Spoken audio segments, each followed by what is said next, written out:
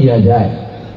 जैसा मशीन वो चाहते थे, उस मशीन का जैसा उपयोग करना चाहते थे, वैसा उपयोग करने के लिए उनके पास ईवीएम मशीन का तजुर्बा होना जरूरी था।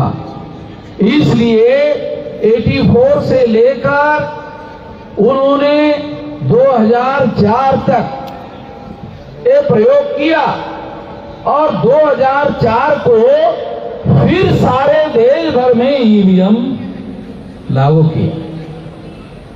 क्योंकि हमारे लोगों को बहुत सारी बातों की जानकारी नहीं होती है।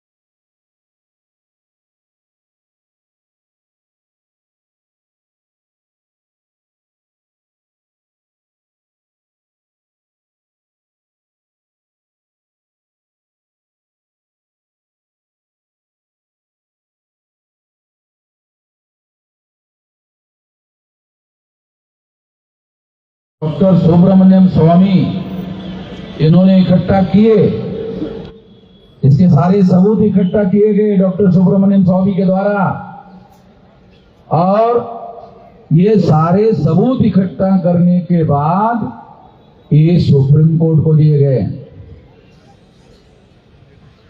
सुप्रीम कोर्ट को ये सारे सबूत दिए गए। लाल कृष्ण आडवाणी को कांग्रेस ने ये प्रस्ताव दिया था। क्या प्रस्ताव दिया था? कि हमने 2 बार घोटाला करके सरकार बनाई है, तुम भी 2 बार कर लो, और हमारी छोटी सी शर्त है, चुप हो जाओ। आडवाणी की विचारधारा से हम सहमत नहीं है, मगर ईमानदारी इंडिविजुअल कैरेक्टर होता है। जो ईमान होता है ना, ईमान ये इंडिविजुअल कैरेक्टर होता है। तो आडवाणी जो है वो ईमानदार आदमी है। वो जो कचरे के ढेर में पड़ा हुआ है ना अभी, वो उसकी ईमानदारी की वजह से पड़ा हुआ है। आडवाणी जो है वो ईमानदार आदमी था, और उसके ईमानदार होने की एक वजह ये थी कि वो ब्राह्मण नहीं था। ये भी एक बड़ी वजह है। हाँ, लाल कृष्ण आडवाणी जो है ये ब्राह्मण नहीं है। तो ये ईमानदार आदमी था, तो उसने इस बात को नहीं माना और ये मामला सुप्रीम कोर्ट लेके गए। अगर आडवाणी नहीं चाहते तो ये मामला सुप्रीम कोर्ट में नहीं जाता, सुप्रीम कोर्ट में लेके गए, और सुप्रीम कोर्ट में लेकर जाने के बाद 8 अक्टूबर 2013 को सुप्रीम कोर्ट ने फैसला दिया। फैसला है, जजमेंट है, कि काल्पनिक बातें नहीं बोल रहा हूं। ये सुप्रीम कोर्ट ने ये जजमेंट दिया। ये क्या जजमेंट है? कि ईवीएम मशीन के द्वारा फ्री, फेयर एंड ट्रांसपेरेंट चुनाव नहीं हो सकता। ये सुप्रीम कोर्ट कह रहा है, ये कोई पार्टी नहीं कह रही। नहीं तो बीजेपी वाले कहे थे अरे वो चुनाव हार गया इसलिए ऐसा कहना। तो सुप्रीम कोर्ट पार्टी थोड़ी है। सुप्रीम कोर्ट ने तमाम लोगों की बातों को सुना, सरकार का भी सुना, चुनाव आयोग का भी सुना, विरोधी पार्टी का भी सुना। सबका सुनने के बाद निर्णय दिया कि ईवीएम मशीन के द्वारा फ्री, फेयर एंड ट्रांसपेरेंट चुनाव नहीं हो सकता। ये सुप्रीम कोर्ट ने निर्णय दिया, और ये सुप्रीम कोर्ट ने निर्णय देने के बाद में ये जजमेंट में सुप्रीम कोर्ट ने और एक कहा कि चूंकि केवल ईवीएम मशीन के द्वारा फ्री, फेयर एंड ट्रांसपेरेंट चुनाव नहीं हो सकता। फ्री का मतलब मुक्त चुनाव नहीं हो सकता, फेयर का मतलब निष्पक्ष चुनाव नहीं हो सकता, ट्रांसपेरेंट का मतलब पारदर्शी चुनाव नहीं हो सकता। क्योंकि पहले जो ईवीएम मशीन थी उसमें वोटर वोट डालने के बाद उसका वोट किसके नाम पर जमा हुआ आंखों से दिखता नहीं था, आंखों से दिखता नहीं था। तो ये मशीन पारदर्शी भी नहीं थी। तो इस तरह से सुप्रीम कोर्ट ने अपने जजमेंट में लिखा हुआ है। और फिर जजमेंट में दूसरी बात लिखी कि फ्री, फेयर एंड ट्रांसपेरेंट चुनाव के लिए पेपर ट्रेल मशीन लगाना होगा। तो पेपर ट्रेल मशीन लगाई गई। तो पेपर ट्रेल मशीन लगाने से क्या हुआ? पेपर ट्रेल मशीन लगाने से केवल ये दिखाई देता था कि आपने जिस पर बटन दबाया उसी पर स्टैंप लगा, आंखों से केवल दिखाई देता था, केवल आंखों से दिखाई देता था। और दिखाई देने के बाद कागज का टुकड़ा कटकर बैलेट बॉक्स में गिरता था, मगर गिनती जिस ईवीएम में घोटाला होता है उसी ईवीएम की गिनती होती थी। यानी घोटाला सुप्रीम कोर्ट का निर्णय लगने के बाद भी बदस्तूर जारी रहा। क्यों? क्योंकि कागज का टुकड़ा गिरकर जो बैलेट बॉक्स में गिरता था उस कागज के टुकड़े की गिनती नहीं होती थी। ईवीएम मशीन जो टेक्नोलॉजी है, टेक्नोलॉजी क्या कर सकती है कि यान चांद पर गया, चांद पर जाने के बाद पता चला बॉम्बे के इंजीनियरों को कि कुछ यान में गड़बड़ी हो गई। तो बॉम्बे के इंजीनियरों ने कहा चलो दुरुस्त कर लेते। यानी यान उधर है, चांद पर है, और इधर बैठे बैठे ही दुरुस्त करते थे इसरो में। यहां पर ईवीएम है और यहां पर वो आदमी है, वो यहां नहीं कर सकता, चांद पर कर सकता है। चांद पर सुधार कर सकता है, इसका मतलब रिमोट कंट्रोल टेक्निक है। टेक्नोलॉजी थोड़ी बहुत जानने वाले जो लोग हैं उनको मतलब रिमोट कंट्रोल टेक्निक है। रिमोट से उसको चलाते थे और अपने हिसाब से उसका उपयोग करते थे। तो यहां के यहां क्यों नहीं किया जा सकता? तो ईवीएम मशीन में पेपर ट्रेल मशीन लगाया गया, मगर पेपर ट्रेल का जो कागज का टुकड़ा है उसमें तो स्टैंप लगा हुआ है, उसकी तो गिनती नहीं होती थी। गिनती जिस ईवीएम में घोटाला होता था उसी की गिनती होती थी। तो ये अभी भी जारी है, ये अभी भी जारी है। भ्रम क्या हुआ? अरे पेपर ट्रेल तो लग गए ना, आप बोल रहे थे, लगा दिया। जैसे बहुत सारी महिलाएं कार्यक्रम में जाने के पहले झुमका लगा देती है और घर में जाने के बाद वापस फिर उतार कर रख देती है। उसी तरह से चुनाव आयोग ने वो मशीन लगा दिया, हो गया, फिर उसको उतार के रख दिया, यानी उसका कोई उपयोग नहीं करते थे। ऐसे ही एग्जाम्पल के लिए दे रहा हूं, महिलाएं अपने मन में किंतु परंतु ना रखें। मैं एग्जाम्पल आप लोगों को समझने के लिए बता रहा हूं, एग्जाम्पल देने के लिए बता रहा हूं ताकि बात हमारे लोगों के समझ में आ जाए।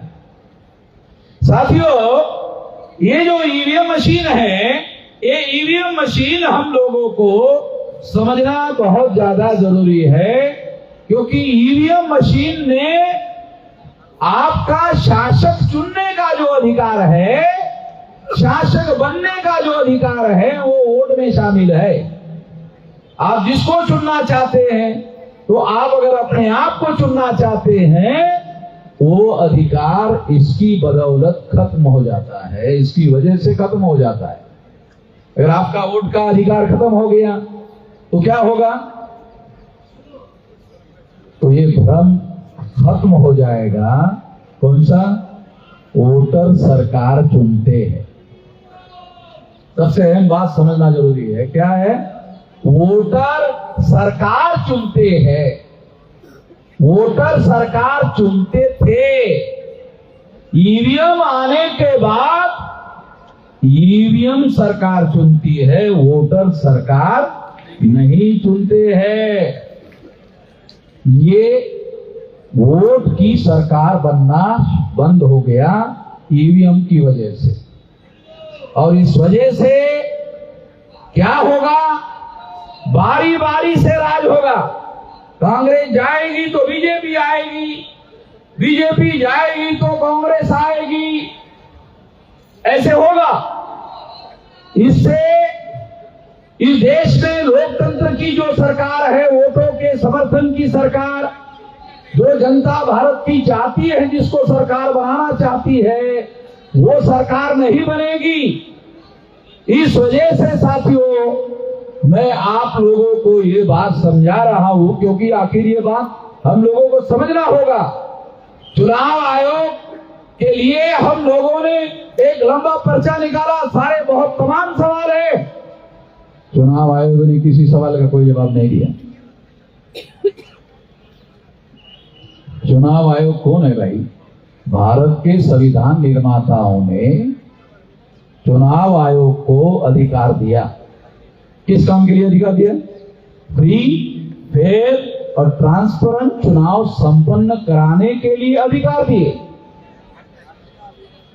मालिक ने बनाया वोटर लोगों का, उन्होंने संविधान निर्माताओं ने अधिकार दिया चुनाव आयोग को।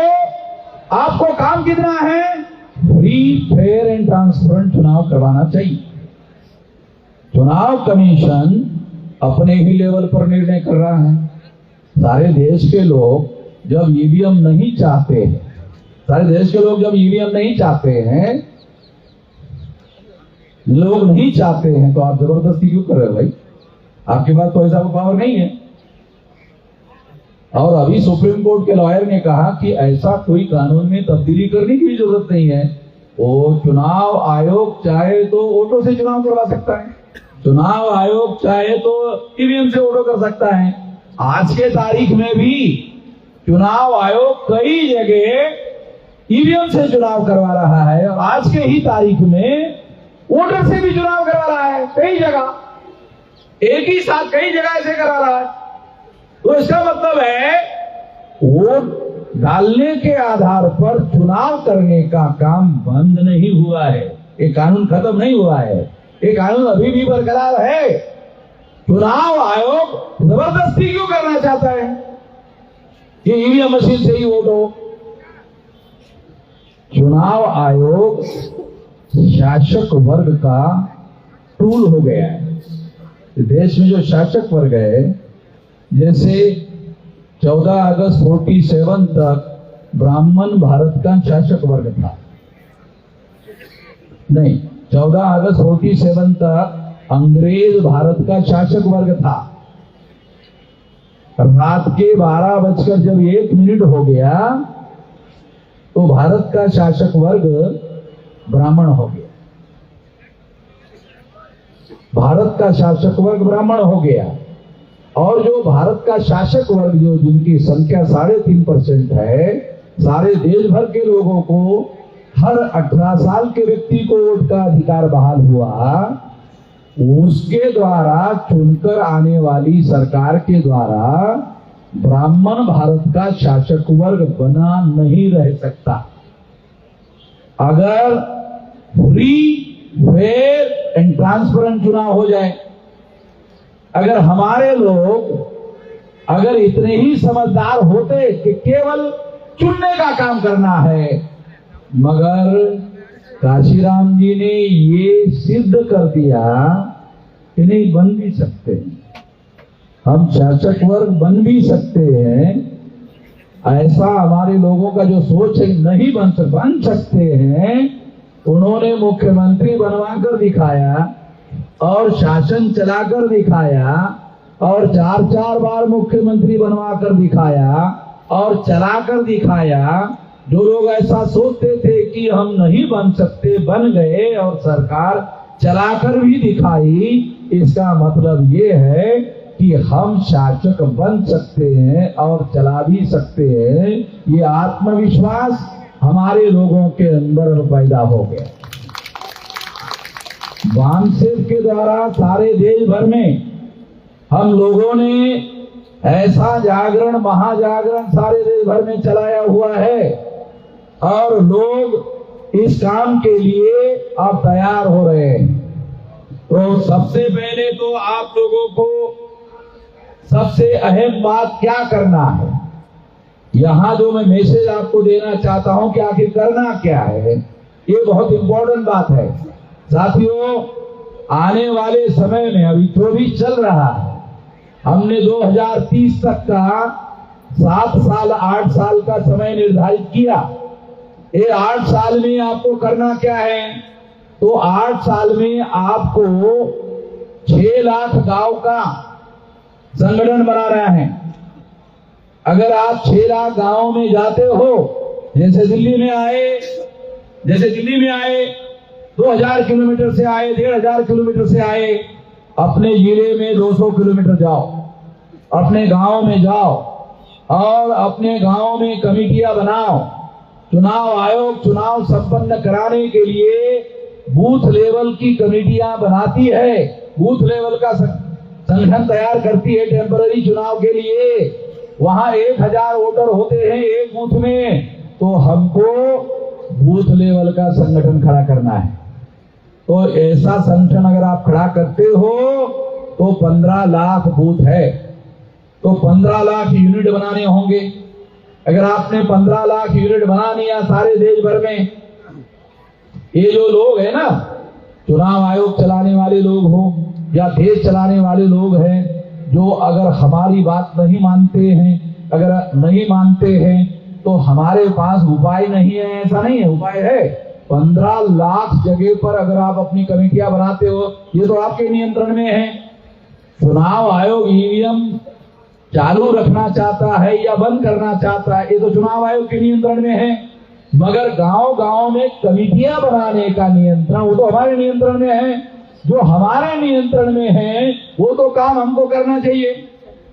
अगर हम 15 लाख जगह पर इस तरह की कमेटियां बनाते हैं और ये 15 लाख बूथ में, एक बूथ में मान लो शेड्यूल कास्ट के लोगों की जो अपर लेयर है कमेटी बनाते हैं, मोस्ट बैकवर्ड शेड्यूल कास्ट की कमेटी बनाते हैं, एक्सट्रीम बैकवर्ड शेड्यूल कास्ट की कमेटी बनाते हैं, शेड्यूल ट्राइब की कमेटी बनाते हैं, मोस्ट बैकवर्ड शेड्यूल ट्राइब की कमेटी बनाते हैं और नॉमिनी ट्राइब की कमेटी बनाते हैं, एमबीसी की कमेटी बनाते हैं, ओबीसी की कमेटी बनाते हैं, मुस्लिम, सिख, ईसाई, बुद्धिस्ट, जैन, लिंगायत 15 इंटू 14 कमेटियां, 1000 के बूथ में 14 कमेटियां अगर आप 3-3 लोगों की बनाते हो तो ये 2 करोड़ 10 लाख कमेटियां होगी सारे देश भर में। अगर 2 करोड़ 10 लाख कमेटियां होगी, अगर एक कमेटी ने 10 लोगों को मोबिलाइज किया तो 2 करोड़ इंटू 10 20 करोड़ लोगों का मोबिलाइजेशन होगा। अगर आपने 40 लोगों को मोबिलाइज किया, 20 लोगों को मोबिलाइज किया तो ये 40 करोड़ होगा। अगर आपने 25 लोगों को मोबिलाइज किया तो ये 50 करोड़ मोबिलाइज हो जाएंगे लोग। अगर सारे लोग 2030 में 50 करोड़ लोग अगर मैदान में उतर गए, 50 करोड़ लोग अगर उतर गए, तो फिर कोई चाकू, छुरी, बंदूक, गोली, बम गोला, बम कुछ जरूरत नहीं।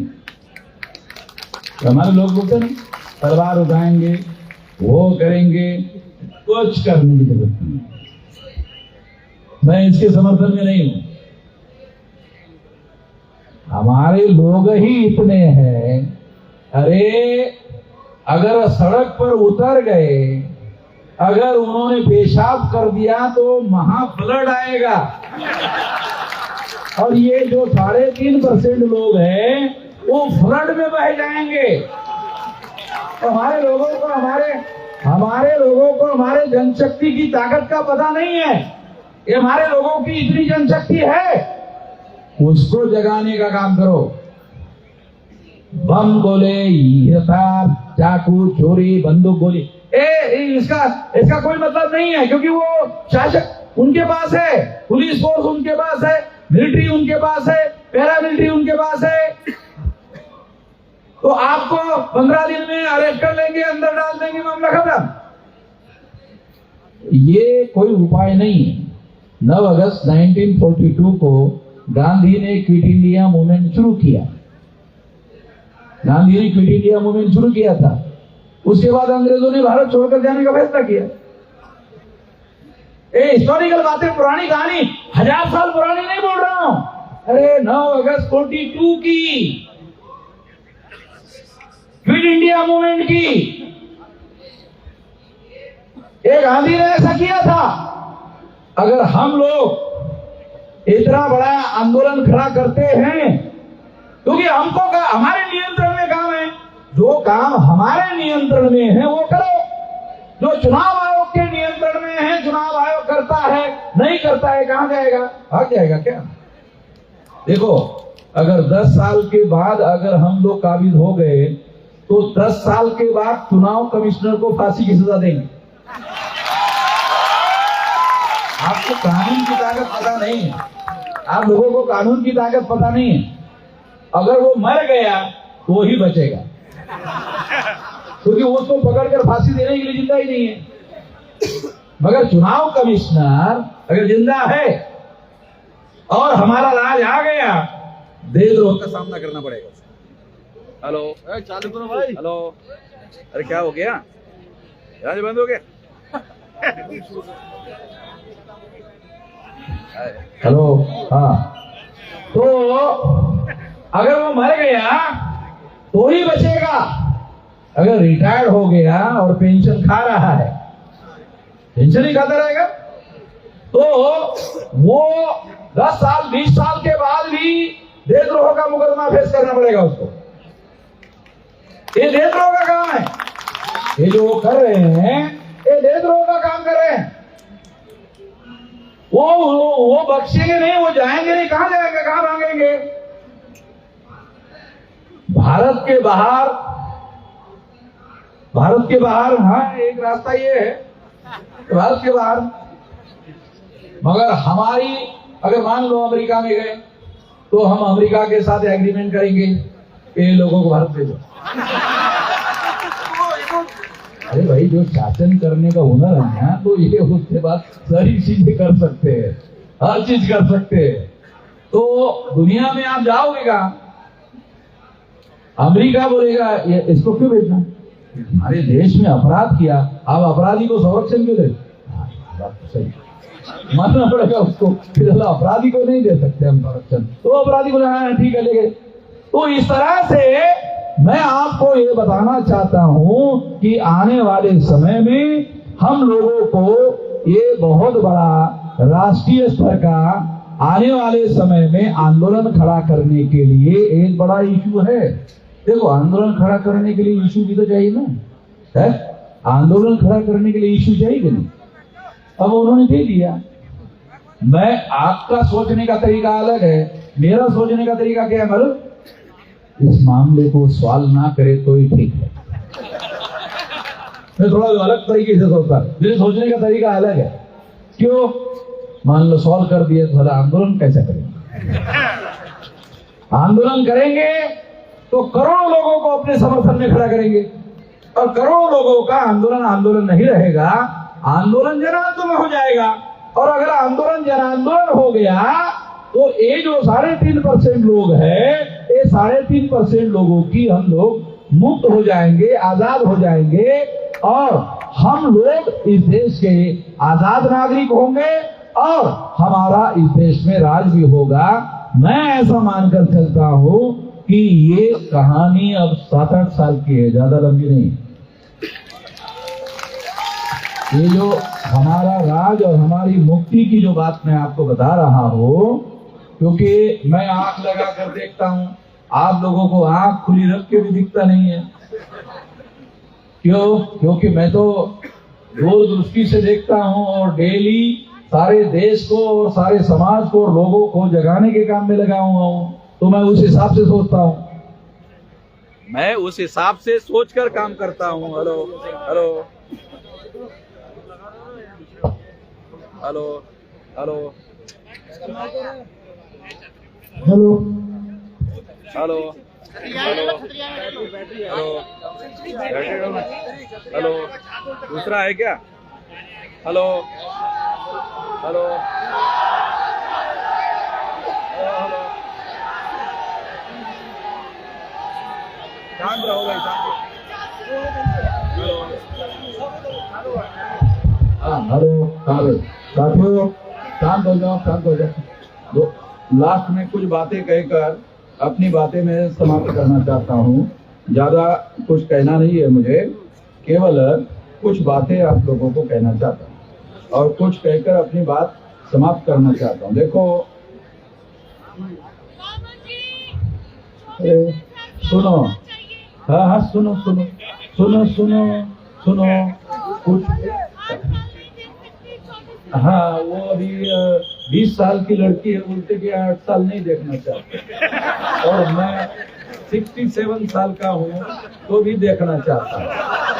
तो जल्दबाजी में हमारे लोग मुंह के बल गिर जाते हैं और दांत गिरा देते हैं। जल्दबाजी में कोई बड़े फैसले थोड़ी होते हैं, जल्दबाजी में फैसले नहीं होते हैं। कोई भी लड़ाई तैयारी करने के आधार पर जीती जाती है। मैंने 18 साल कुछ महीने की मेरी उम्र थी, तब से लगा हुआ हूँ, और अभी मेरी उम्र 67 साल की है। तो ये इतना बड़ा जो सारे देश भर में अब आंदोलन, जन आंदोलन की दिशा में आगे बढ़ रहा है, ये इतना लंबे देर से तैयारी करने की वजह से है। आप लोगों को लगता है 8 साल बहुत लंबा है, हमारे लोगों को ऐसा लगा 8 साल बहुत लंबा है। ये जो नौजवान लोग हैं, 8 साल में तो ये लोग हुक्मरान बनने के लिए परिपक्व हो जाएंगे, तैयार हो जाएंगे। इसलिए ये तैयार हो जाएंगे तो जरूरी थोड़ी है कि वामन मेश्राम को ही हुक्मरान बनना चाहिए। आप में से भी कोई आदमी हुक्मरान बने, क्यों नहीं बनना चाहिए? इसके समाज को तैयार कर रहे हैं, इसलिए ये काम चल रहा है, कारवां चल रहा है। हम लोग अपने लिए नहीं लड़ रहे हैं, हमारे कौम के लिए लड़ रहे हैं, इंडिविजुअल के लिए नहीं लड़ रहे हैं। ये बात साथियों हम लोगों को ध्यान देना बहुत ज्यादा जरूरी है। साथियों देखो, एक बात और मैं आपको बताना चाहता हूं, वो ये है कि आज से 2010 में जब ये मामला मैंने खड़ा किया था, तब कोई जानता नहीं था, बल्कि मेरे ही कार्यकर्ता मुझे ये कहते थे, खान का ये तो आदमी को यार अकलमंद मानते थे, वामन मेश्राम को तो सेंसिबल आदमी मानते थे। ये क्या गलत बात, गलत मुद्दा लेके गए। तो इतनी समझदारी और इतनी अक्ल जो है, इतना आसान काम तो है नहीं कि सभी के पास हो जाए। हाँ, अगर सभी के पास हो जाए तो फिर वामन मेश्राम राष्ट्रीय अध्यक्ष कैसे बनेगा? वामन मेश्राम राष्ट्रीय अध्यक्ष नहीं बनेगा ना। तो फिर उसके लिए ये समझदारी होना बहुत जरूरी है, ये जानकारी होना बहुत जरूरी है। तो मैं आपको आखिरी बात कहकर अपनी बात समाप्त करना चाहता हूं साथियों, कि आज से 2010 को ये मामला जब हमने खड़ा किया, तो ये मामला खड़ा करने के बाद में एक कोई नहीं जानता था। आज ये मामला राष्ट्रीय इशू हो गया है, नेशनल इशू हो गया है। नेशनल इशू हो गया, इसका मतलब है अब ये मामला हल होने की दिशा में नेशनल एजेंडे पर आ गया है। और पवार साहब इंडिया गठबंधन के बड़े नेता हैं, वो इस बात को मान गए। इसका मतलब इंडिया गठबंधन में भी मामला अंदर पहुंच गया है। और इसलिए मैं एक बात, आखिरी बात कहकर आपको कुछ आंकड़े हैं बहुत चौंकाने वाले, आपको बताना चाहता हूं। क्या आप में से कितने लोगों को ये पता है? अरे भाई, आप मट्टी के ठेले हो जो पानी से भरभरा जाओगे? मट्टी के ढेले हैं जो पानी गिरने से भरभरा जाओगे? मैं भी तो इधर ही हूं। तो आप भी मट्टी के ढेले नहीं हो अभी क्या होगा, ज्यादा से ज्यादा क्या होगा, कपड़े गीले होंगे ना, तो शरीर में गर्मी है, ज्यादा से ज्यादा कपड़े गीले होंगे। तो आखिरी बात आपको बताना चाहता हूं, देखो 2019 के चुनाव में मोदी को वोट परसेंटेज पड़ा 37.7%। मोदी को कितना परसेंटेज वोट था? 37.7%।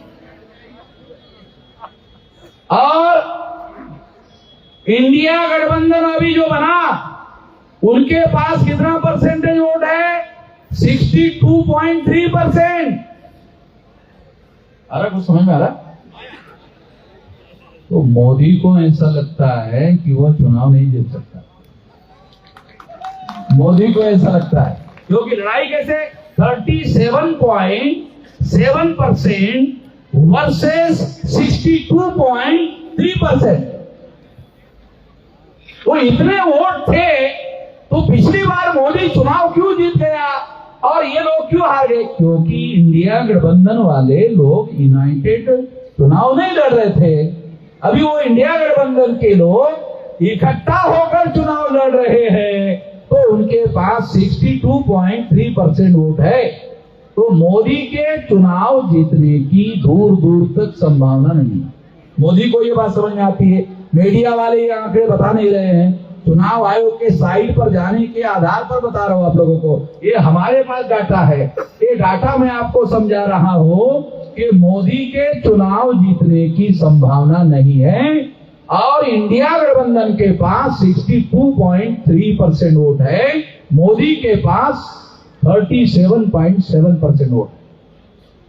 और 10 साल का सरकार चलाने के बाद कुछ लोग उसके समर्थक विरोध में भी हो गए, कुछ विरोध में भी हो गए हैं। इसलिए राम मंदिर बनाने की बातें करने लग गए। सरकार का काम तो नहीं मंदिर बनाना, मगर मंदिर बनाने की बात जो मोदी कर रहा है, तो उसका कारण ये है कि उसको लगता है कि मैं चुनाव शायद नहीं जीत सकता, इसलिए मंदिर बनाने के झंझट में पड़ा हुआ है। तो इस वजह से ये आखिरी बात मैं आपको समझा रहा हूं, आने वाले समय में ये जो चुनाव है इंडिया गठबंधन वर्सेस इंडिया गठबंधन, तो इसमें बदलाव हो सकता है। इस बदलाव को रोकने का काम ईवीएम के द्वारा हो सकता है। इस बदलाव को रोकने का काम ईवीएम के द्वारा हो सकता है। अगर चुनाव आयोग और शासक वर्ग ने ऐसा करने का काम किया, तो मैं शासक वर्ग को चेतावनी देता हूं, हिंसा होगी। अभी कुछ लोग कह रहे हैं ईवीएम, विश्राम जी ईवीएम फोड़ने का आदेश दे दो, मैं इससे सहमत नहीं हूं। ईवीएम फोड़ने के लिए मैं अभी आपको कोई आदेश देने के पक्ष में नहीं हूं। चुनाव आयोग को विचार करने के लिए 10 दिन का और समय देता हूं। 10 दिन के बाद फोड़ने का वीडियो बनाऊंगा। 10 दिन के बाद, 10 दिन तक चुनाव आयोग के अधिकारियों को सोचने के लिए समय दे रहा हूं। कुछ लोगों ने मुझे कहा, उसी ये सारी बातें आपको समझ में आ जाए, अरे इतनी जल्दी आप वोट देने का मामला, बैलेट पेपर का मामला करोगे, तो इतनी जल्दी बैलेट कैसे छपेंगे? तो उनको, हमारे लोगों को जानकारी तो होती नहीं। अरे कैंडिडेट का आखिरी नाम डिक्लेयर होने के बाद छपाई का ऑर्डर होता है भाई। गधे लोग है हमारे लोग, गधे लोग, अरे उनको समझ ही है नहीं ज्यादा। आखिरी कैंडिडेट का नाम जब डिक्लेयर होता है, उसके बाद छपाई का ऑर्डर होता है बैलेट पेपर में। ईवीएम मशीन में तो 6 महीने पहले बनाना पड़ता है। बैलेट पेपर में जो कैंडिडेट, कौन आदमी चुनाव लड़ने वाला है, कोई पता तो है नहीं चुनाव आयोग को। और हर चुनाव क्षेत्र में अलग अलग बैलेट पेपर छपते हैं, क्योंकि हर चुनाव क्षेत्र में अलग अलग कैंडिडेट होते हैं, और कहीं कहीं जो है 50 होते हैं, 60 हो जाते हैं, उसी हिसाब से छपते हैं।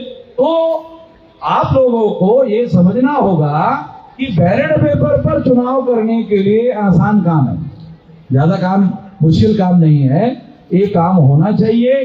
फ्री फेयर एंड ट्रांसपेरेंट चुनाव के लिए मैं यहाँ चुनाव आयोग को मांग करता हूँ कि बैलेट पेपर पर चुनाव करो और 10 दिन का समय मैं आपको देता हूँ। अगर आप 10 दिन में इसको निर्णय नहीं करते हो तो फिर मैं खुद अपना वीडियो बनाऊंगा कि ईवीएम मशीन फोड़ने के लिए 15 लाख बूथ पर, वैसे तो अभी बूथ बनाना शुरू कर दो। ये जो मशीन फोड़ने के लिए 50% काम तो कर ही दो, बूथ बनाना शुरू कर दो। अगर बूथ बनाने से चुनाव आयोग मान गया, अगर चुनाव आयोग मान गया, बूथ बनाने से मान गया, तो ये बूथ का उपयोग शासक वर्ग बनाने में करेंगे। अक्ल से काम लेना पड़ेगा। अगर मान लो बूथ वाइज संगठन बन गया तो इसका उपयोग शासक वर्ग बनाने के लिए करेंगे, और नहीं तो फोड़ने तोड़ने के लिए करेंगे। तो इसलिए आने वाले समय में मैं ये आखिरी बात कहना चाहता हूँ, आप शांति से सुनो, और ऐसा कहकर मैं अपनी बात समाप्त करना चाहता हूँ। आप यहाँ बहुत भारी संख्या में 32 राज्यों से लोग आए हुए हैं और सारे देश भर से आए हुए लोग हैं। ये आपको लड़ाई जीतना है तो 6 लाख गांव में और बूथ लेवल का 15 लाख लोगों का संगठन आप खड़ा कर दो। जो चाहते हो हो जाए। 15 लाख बूथ का अगर आपने संगठन बना लिया तो आप इस देश में जो चाहते हो जाएगा। जो सफलता चाहते हो, जो भी हासिल करना चाहते हो, वो सारा का सारा हो जाएगा। ये करो। इसलिए मैं अपनी बात यहीं पर समाप्त करके आप लोगों का धन्यवाद ज्ञापन करते हुए अपनी बात यहीं पर समाप्त करता हूं, और साथियों को निवेदन करता हूं कि वो धन्यवाद ज्ञापन करते हुए आप लोगों का समाप्ति की घोषणा करें। साथियों, अगर मीडिया के साथी आप लोग उधर साउंड के पास में सभी लोग चले जाइए, वहाँ पर साहब बाइट देंगे तो आप सभी लोग वहाँ साउंड के पास मीडिया के साथी पहुँच जाए, वहीं पर साहब अपनी बाइट देंगे। तो सभी मीडिया के साथियों को निवेदन है कि आप लोग वहाँ पर जाए, साहब वहाँ पर बाइट आपको देंगे। और साथियों, इस आंदोलन की धन्यवाद ज्ञापन और समापन के लिए